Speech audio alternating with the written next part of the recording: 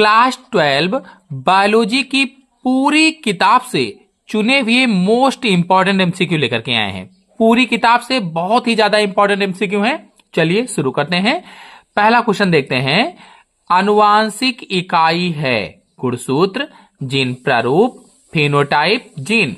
आनुवांशिक इकाई very most important question है। ये बहुत बार परीक्षा में आया ऑप्शनल क्वेश्चन में, तो इसको जरूर याद कर लीजिएगा कि जो आनुवांशिक इकाई होती है वो जीन होती है। जीन, जो जीन है ये आनुवांशिक इकाई होती है, क्योंकि जो हमारे गुणसूत्र होते हैं, गुणसूत्रों पर डीएनए होता है, यानी जो गुणसूत्र है डीएनए से मिलकर बना होता है, और डीएनए पर जीन होते हैं, यानी जो डीएनए होता है वो जीन से मिलकर बना होता है, और जीन ही आनुवांशिक इकाई कहलाती है। फिर अगला क्वेश्चन है, पेंसिलिन की खोज किसने की थी? बीजमैन, फ्लेमिंग, स्मिथ, वाटसन। बहुत ज्यादा इंपॉर्टेंट क्वेश्चन है। पेंसिलिन की खोज किसने की थी? तो फ्लेमिंग ने की थी। फ्लेमिंग ने, इनका पूरा नाम अलेक्जेंडर फ्लेमिंग था। अलेक्जेंडर फ्लेमिंग ने पेंसिलिन की खोज की थी। कब की थी? तो 1928 ईस्वी में की थी। और आपको बता दें, जैसे ये प्रतिजैविक होता है, प्रतिजैविक, तो इसको एंटीबायोटिक कहा जाता है। एंटीबायोटिक, तो एंटीबायोटिक रासायनिक पदार्थ होते हैं। रासायनिक पदार्थ होते हैं। जो पेंसिलिन है ये एक एंटीबायोटिक है या प्रतिजैविक है, और ये एक रासायनिक पदार्थ होता है। तो इसमें फ्लेमिंग सही हो जाएगा। अगले क्वेश्चन पर आते हैं। फिर अगला क्वेश्चन है, पहला आनुवांशिक रूपांतरित खाद्य पदार्थ था। बहुत ही ज्यादा इंपॉर्टेंट क्वेश्चन है। जितने क्वेश्चन बताएंगे देखना, उसमें से कुछ ना कुछ जरूर फंसेंगे, आ जाएंगे परीक्षा में। तो पहला आनुवांशिक रूपांतरित खाद्य पदार्थ कौन सा था? कपास, पपीता, टमाटर, सोयाबीन। तो पहला आनुवांशिक रूपांतरित खाद्य पदार्थ टमाटर था। टमाटर, जिसे क्या कहा था? फ्लेवर सेवर कहा था। फ्लेवर सेवर नाम दिया था, फ्लेवर सेवर। और आपको बता दें, कैलिफोर्निया कंपनी कैलगेन, तो कैलिफोर्निया की एक कंपनी जो कैलगेन है, इसने जो टमाटर था, टमाटर के धीरे धीरे पकने के गुण को पहचाना था। पकने के गुण को पहचाना था, और फिर उसके पहचाना तो उसके गुणसूत्रों में परिवर्तन कर दिया, और गुणसूत्रों में परिवर्तन करके जेनेटिकली मॉडिफाइड टमाटर का निर्माण किया, जिसे फ्लेवर सेवर कहा जाता है। तो पहला आनुवांशिक रूपांतरित खाद्य पदार्थ क्या था? तो टमाटर था। फिर अगला प्रश्न है, वंशागति का क्रोमोसोमवाद दिया था। बहुत ही ज्यादा इंपॉर्टेंट क्वेश्चन है, वेरी मोस्ट इंपॉर्टेंट, कई बार परीक्षा में पूछा गया है। वंशागति का क्रोमोसोमवाद किसने दिया था? सटन एवं बावेरी ने, मेंडल ने, मॉन्टगोमरी ने, बेटसन ने। तो वंशागति का क्रोमोसोमवाद सटन एवं बावेरी ने दिया था। सटन एवं बावेरी ने। इसमें था क्या? तो इसमें इन्होंने दो चीजें बताई थी। एक तो बताया था कि जो जाइगोट होता है, जाइगोट से उत्पन्न सभी दैहिक कोशिकाएं जो होती हैं वो द्विगुणित होती हैं, ये इन्होंने बताया था। डिप्लॉयड होती हैं। जाइगोट या युग्मनज से उत्पन्न सभी दैहिक कोशिकाएं द्विगुणित होती हैं, ये पहली चीज बताई। और दूसरा इन्होंने बताया था, जो गुणसूत्र होते हैं, जो क्रोमोसोम होते हैं, गुणसूत्र जोड़ों में होते हैं। जोड़ों में होते हैं, यानी पेयर में पाए जाते हैं गुणसूत्र। एक माता से होता है तो दूसरा किससे? पिता से होता है। इस तरह से गुणसूत्र जोड़ों में होते हैं। एक चीज और इन्होंने बताई थी वंशागति का क्रोमोसोमवाद में, तो इसमें बताया था इन्होंने कि प्रत्येक गुणसूत्र पर जीन उपस्थित होते हैं। जीन उपस्थित होते हैं, ये चीजें इन्होंने क्रोमोसोमवाद में बताई थी, सटन और बावेरी ने। अगले क्वेश्चन पर आते हैं। फिर अगला क्वेश्चन है, पुनरावृत्त सिद्धांत को प्रतिपादित करने वाले वैज्ञानिक हैं। बहुत बार क्वेश्चन आया है ये परीक्षा में। पुनरावृत्त सिद्धांत, डार्विन, माल्थस, बीजमान, हैकल। पुनरावृत्त सिद्धांत को प्रतिपादित करने वाले वैज्ञानिक का नाम हैकल है। हैकल, इनका पूरा नाम अर्नेस्ट हैकल था, हैकल।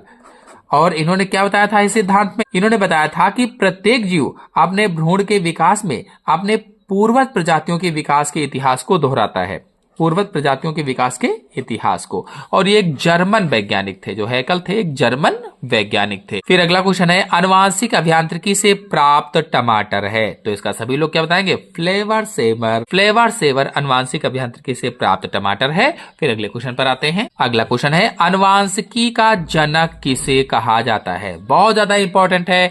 तो ग्रेगर जॉन मेंडल को अनुवांशिकी का जनक कहा जाता है।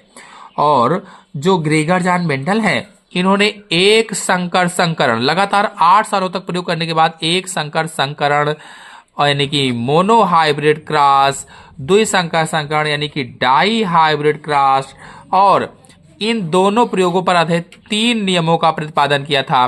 प्रभाविता का नियम, नंबर दूसरा था पृथक्करण का नियम, और तीसरा था स्वतंत्र अभ्युवन का नियम। इन सभी के बारे में चित्र सहित आसान भाषा में हमारे चैनल में अपलोडेड है, आप लोग जाकर के देख लीजिए, आसानी से समझ में आ जाएगा, तुरंत समझ में आ जाएगा। अगले क्वेश्चन पर आते हैं। फिर अगला इंपॉर्टेंट क्वेश्चन है, फिलॉसफिक जूलॉजिक पुस्तक किसने लिखी थी? फिलॉसफिक जूलॉजिक जो पुस्तक है, हुगो डे व्रीज ने, मेंडल ने, लैमार्क ने, हैकल ने, किसने लिखी थी? तो फिलॉसफिक जूलॉजिक नामक पुस्तक लैमार्क ने लिखी थी। फिर अगला है, द्विनिषेचन क्रिया होती है शैवालों में, आवृतबीजी पौधों में, कवकों में, अनावृतबीजी पौधों में। तो जो द्विनिषेचन की क्रिया है, जो डबल फर्टिलाइजेशन है, ये किसमें होता है? आवृतबीजी पौधों में होता है, या एंजियोस्पर्मिक प्लांट में होता है, एंजियोस्पर्मिक प्लांट में। और ये प्रक्रिया कैसे होती है? तो जैसे ये भ्रूण कोश है, यहाँ पर प्रतिध्रुवी कोशिकाएं थी, यहाँ पर द्विध्रुवीय केंद्रक था, इधर सहायक कोशिकाएं, अंड कोशिका। तो जब दोनों यहाँ पर नर युग्मक स्वतंत्र हो जाते हैं, तो एक नर युग्मक अंड कोशिका से संलयित होता है, जिसे सत्य निषेचन कहा था, और दूसरा द्विध्रुवीय केंद्रक से संलयित होता है, जिसे क्या कहा था? त्रिसंलयन कहा था, क्योंकि एक केंद्रक यहाँ है, 2 केंद्रक, 3 केंद्रक आपस में मिल जाते हैं। चूंकि एक ही भ्रूणकोश में 2 बार निषेचन हो रहा है, इसलिए इस क्रिया को द्विनिषेचन कहा था। तो द्विनिषेचन हो जाएगी ये। फिर अगले क्वेश्चन पर आते हैं। अगला क्वेश्चन है, भारतीय भ्रूण विज्ञान के जनक हैं। भारतीय भ्रूण विज्ञान के जनक किसे कहा जाता है? तो पी महेश्वरी को भारतीय भ्रूण विज्ञान के जनक कहा जाता है। इनका पूरा नाम था प्रोफेसर पंचानन महेश्वरी। प्रोफेसर पंचानन महेश्वरी इनका पूरा नाम था। फिर अगले क्वेश्चन पर आते हैं, निषेचन की खोज किसने की थी? वेरी मोस्ट इंपॉर्टेंट क्वेश्चन है, बहुत बार पूछा गया। निषेचन की खोज स्ट्रासबर्गर ने की थी, स्ट्रासबर्गर ने। याद रखेंगे, जो निषेचन की खोज है स्ट्रासबर्गर ने की थी, जो द्विनिषेचन की खोज है वो नवासिन ने की थी। फिर अगला क्वेश्चन है, पॉलीमरेज श्रृंखला क्रिया का कार्य है। पॉलीमरेज श्रृंखला क्रिया का कार्य क्या होगा? ट्रांसडक्शन, ट्रांसलेशन, डीएनए वर्धीकरण, उपयुक्त में से कोई नहीं। तो कई बार क्वेश्चन पूछा गया है, तो इसमें आंसर होगा डीएनए वर्धीकरण। फिर अगला क्वेश्चन है, पराग नलिका का अध्ययन द्वारा बीजांड में प्रवेश। तो यहाँ पर देखिए, पराग नलिका का अध्ययन द्वारा नहीं होगा, पराग नलिका का अध्यावरण द्वारा होगा। पराग नलिका का अध्यावरण द्वारा बीजांड में प्रवेश, ये होगा। क्वेश्चन थोड़ा सा गलत है। तो पराग नलिका का अध्यावरण के द्वारा बीजांड में प्रवेश क्या कहलाता है? तो इसमें कौन सा आंसर? निभागीय प्रवेश, तो निभाग के द्वारा प्रवेश करेगी।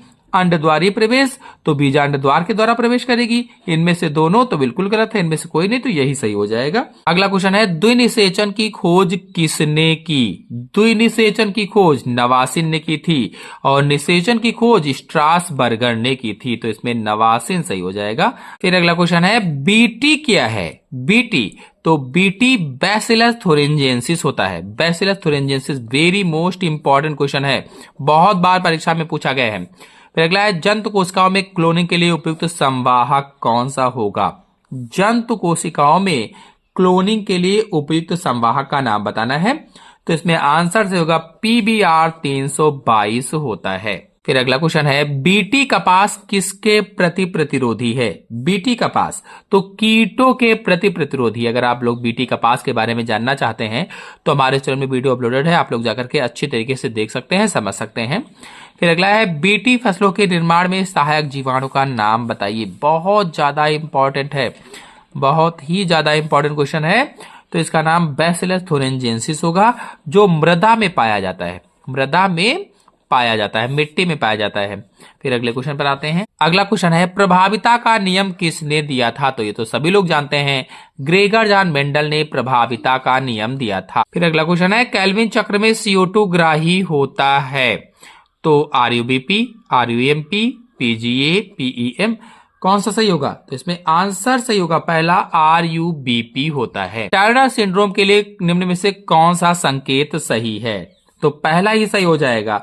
टर्नर जो सिंड्रोम होता है, जो टर्नर सिंड्रोम है, इसमें जो लिंग गुणसूत्र होते हैं XY होते हैं पुरुष में, और जो स्त्री होती है XX होते हैं, जिसमें X की जगह पर 0 हो जाता है, X 0 हो जाता है। तो 46 गुणसूत्र थे, यहां पर 45 गुणसूत्र ही बचते हैं, तो इसमें X 0 वाला सही हो जाएगा। अगले क्वेश्चन पर आते हैं। अगला क्वेश्चन है जीन उपस्थित होते हैं। जीन किस में उपस्थित होते हैं? गुणसूत्रों पर, पटलिका पर, प्लाज्मा पर, मीसोसोम पर। तो हम सभी लोग जानते हैं जो जीन होते हैं गुणसूत्रों पर स्थित होते हैं। नेक्स्ट क्वेश्चन है ऊर्जा का पिरामिड होता है। ऊर्जा का पिरामिड कैसा होता है? हमेशा सीधा होता है, तो लिखेंगे सदैव सीधा होता है। अगला क्वेश्चन है बिना निषेचन के भ्रूण विकसित होने को कहते हैं। निषेचन ना हो और भ्रूण विकसित हो जाए उसे क्या कहा जाता है? असंग जनन, बहुभ्रूणता, अनिषेक फलन, अनिषेक जनन। तो इस क्वेश्चन का आंसर आप लोग कमेंट बॉक्स में बताइएगा कि जब निषेचन ना हो लेकिन भ्रूण विकसित हो जाता है तो उसे क्या कहते हैं। फिलहाल ये जितनी भी टिप्पणियां हैं वेरी मोस्ट इंपॉर्टेंट है परीक्षा के दृष्टिकोण से, इसमें से कोई ना कोई आपकी परीक्षा में जरूर आ जाएगी। और इन सभी टिप्पणियों पर, चाहे वो असंग जनन हो, चाहे बहुभ्रूणता हो, चाहे निषेक फलन हो, चाहे निषेक जनन हो, इन सब पर हमारे चैनल में वीडियो अपलोडेड है और चित्र सहित मैंने समझाया हुआ है। बहुत ही आसान भाषा में एक बार आप देखोगे तो समझ जाओगे कि असंग जनन क्या है, बहुभ्रूणता क्या है, निषेक फलन क्या है, निषेक जनन क्या है। तो जाकर के आप देख सकते हैं, या फिर डिस्क्रिप्शन में लिंक दे देंगे, वहां से आप देख सकते हैं। फिर अगला क्वेश्चन है बिना निषेचन फल के विकास को क्या कहते हैं? निषेचन ना हो और फल का विकास हो जाए तो उसे ही अनिषेक फलन कहा जाता है। बिना निषेचन के ही फल के विकास को अनिषेक फलन कहते हैं। फिर अगला क्वेश्चन है तालाब के पारिस्थितिक तंत्र में निम्नलिखित में से कौन प्राथमिक उत्पादक होता है?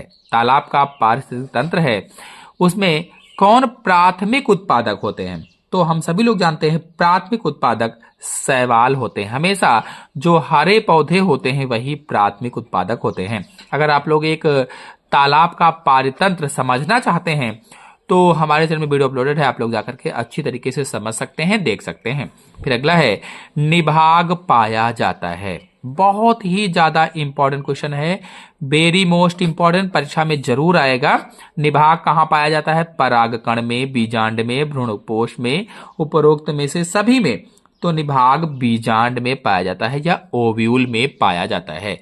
अगला क्वेश्चन है आधुनिक मानव का निकट संबंधी है। आधुनिक मानव का निकट संबंधी गोरिल्ला, गिब्बन, ओरंगुटान, चिंपैंजी। तो हम सभी लोग जानते हैं जो आधुनिक मानव है इसका निकट संबंधी चिंपैंजी होता है। तो आशा है आपको सभी क्वेश्चन अच्छी तरीके से समझ में आ गए होंगे। आ गए हो तो वीडियो को लाइक कीजिए, अपने सभी दोस्तों में शेयर कर दीजिए। चैनल पहली बार आए हैं तो चैनल को सब्सक्राइब भी कर लीजिए। धन्यवाद।